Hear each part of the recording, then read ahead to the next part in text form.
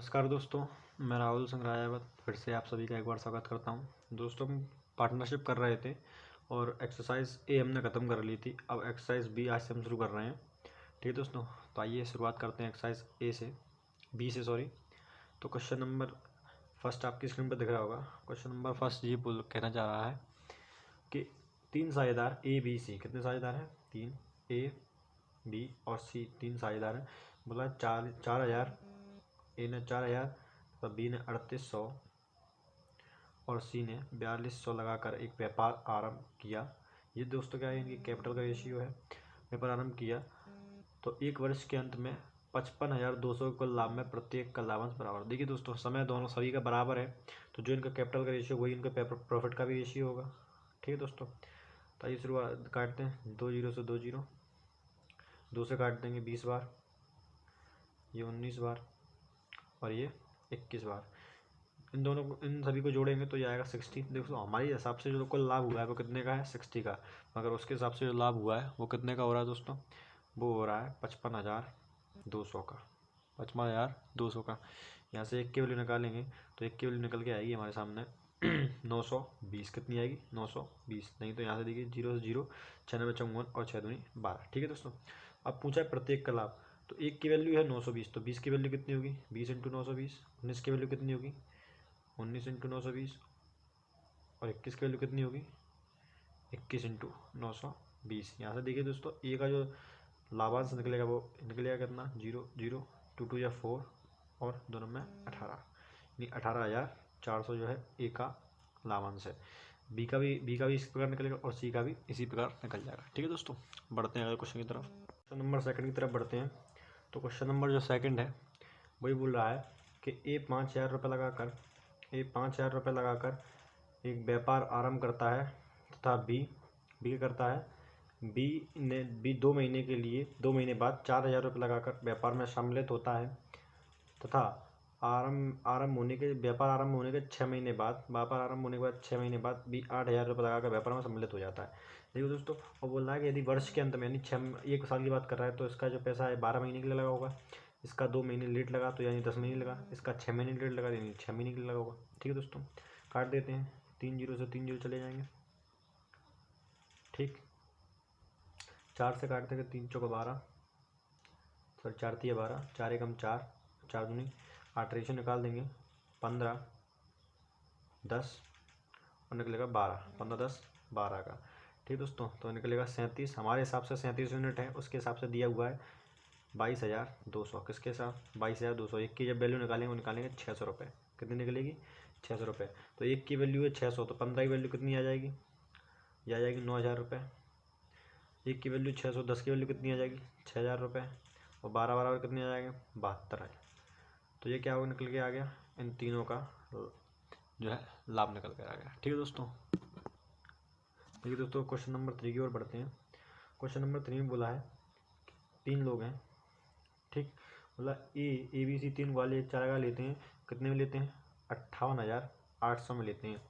ठीक है, किराए पर लेते हैं। इसमें ए अपनी 18 गाय 4 महीने के लिए चराता है। बी अपनी 16 गाय 6 महीने के लिए चराता है तथा सी अपनी 14 गाय 9 महीने के लिए चलाता है। देखिए दोस्तों, इसमें जितनी ज़्यादा गाय जितने ज़्यादा समय के लिए चलाएगा उसे उतना ही किराया देना होगा। ठीक है दोस्तों, यानी इसकी जो पूंजी का काम यहाँ पर कौन करेंगे?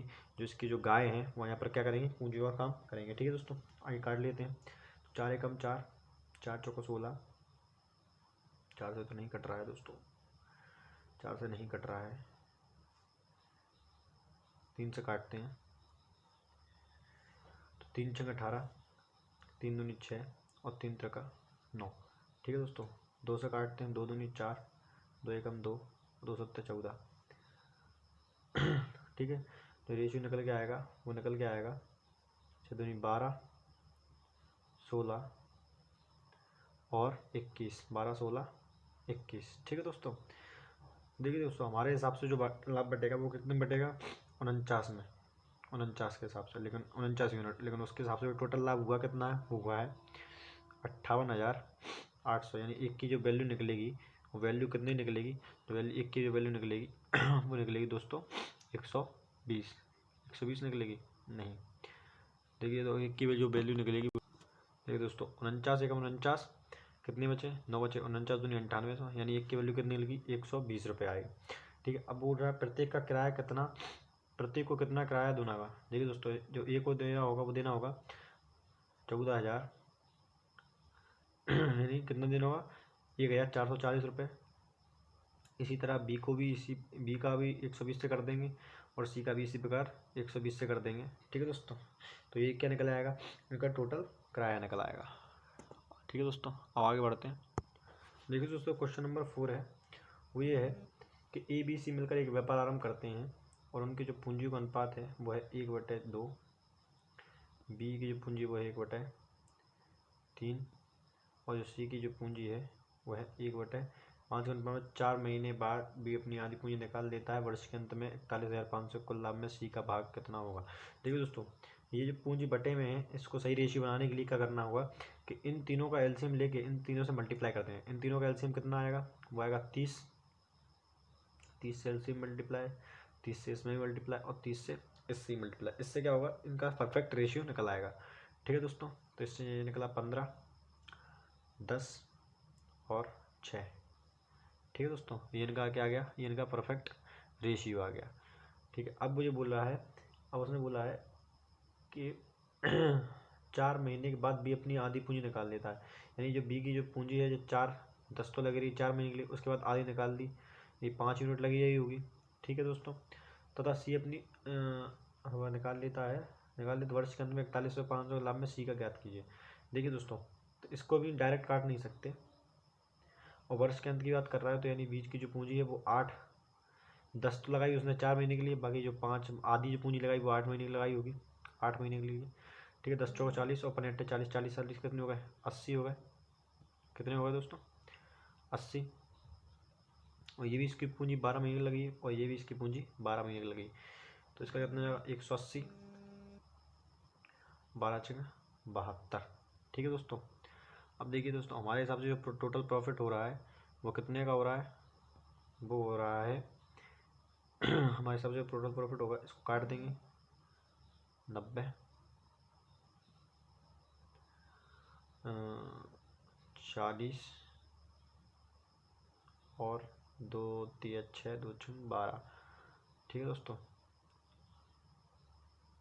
भी चला जाएगा 45, 20 और 18।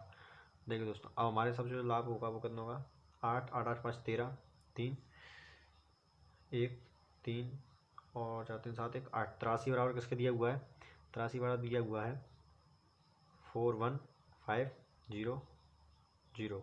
तो 8 5 40 और 3 5 15, यानी कितनी बार जाएगा, ये जाएगा 5 बार, यानी एक की जो वैल्यू निकल के आएगी वो निकल के आएगी 500 रुपये।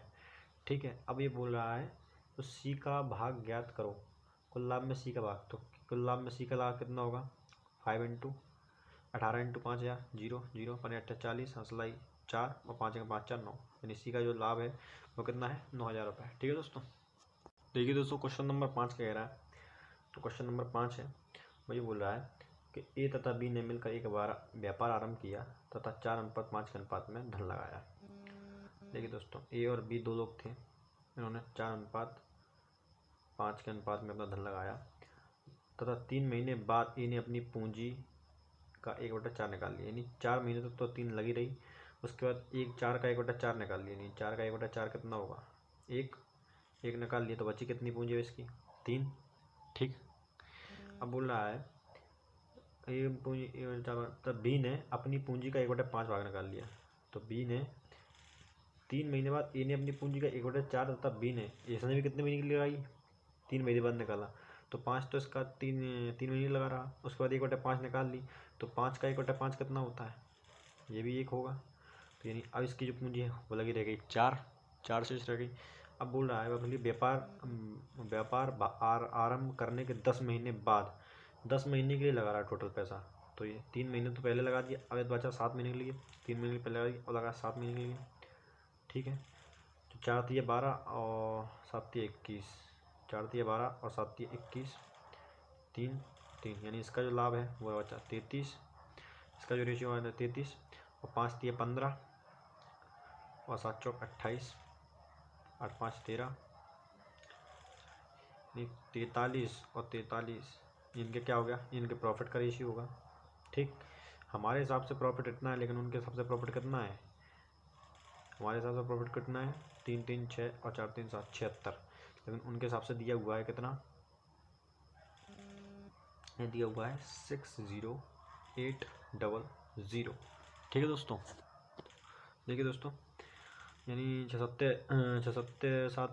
होते हैं, यानी 560 और 6 48, 560 और 48 कितने हो गए, ये हो गए 608, यानी एक की जो वैल्यू निकल के आएगी वो निकल के आएगी कितनी है दोस्तों, 800। कितनी निकल के आएगी, 800। अब पूछ के रहा है प्रत्येक का लाभ ज्ञात कीजिए। देखिए दोस्तों, प्रत्येक का लाभ ज्ञात करने के लिए प्रत्येक का मल्टीप्लाई 33 से कर देंगे, इस प्रकार से 0 0 8 × 8 24, / 2 8 24 तो 26 26,400, 0 0 8 3 8 24, / 2 3 चौको 3 8 24, / 2 और 8 चौक 32, 32 2 34। ठीक है दोस्तों, तो ये क्या हो गया, उनके प्रॉफिट हो गया। देखिए दोस्तों, क्वेश्चन नंबर 6 क्या कह रहा है, क्वेश्चन नंबर 6 कह रहा है कि ए और बी ने क्रमशः 50,000 तथा 60,000 रुपये लगाकर एक व्यापार आरंभ किया।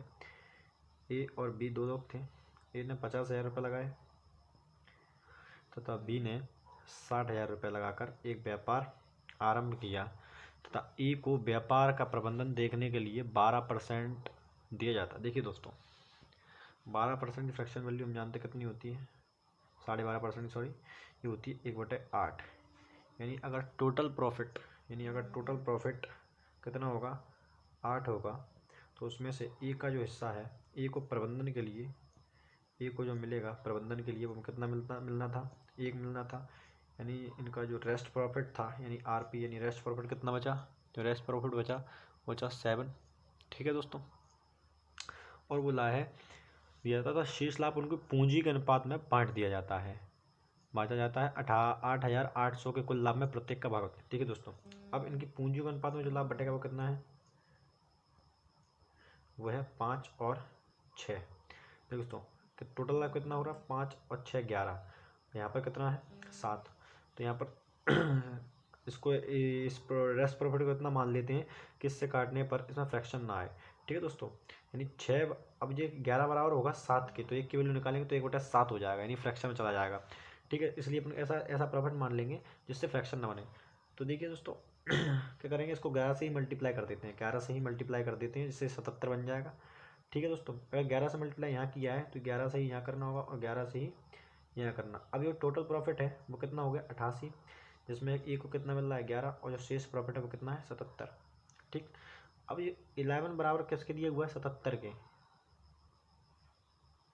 फिर से देखिए, टोटल प्रॉफिट था 88 रुपये, ए को मिलना था 1 रुपये मिलना था, पहले शुरू की बात करते हैं। टोटल प्रॉफिट था 8 रुपये, ए को मिलना था 1 रुपये, रेस्ट प्रॉफिट था 7 रुपये।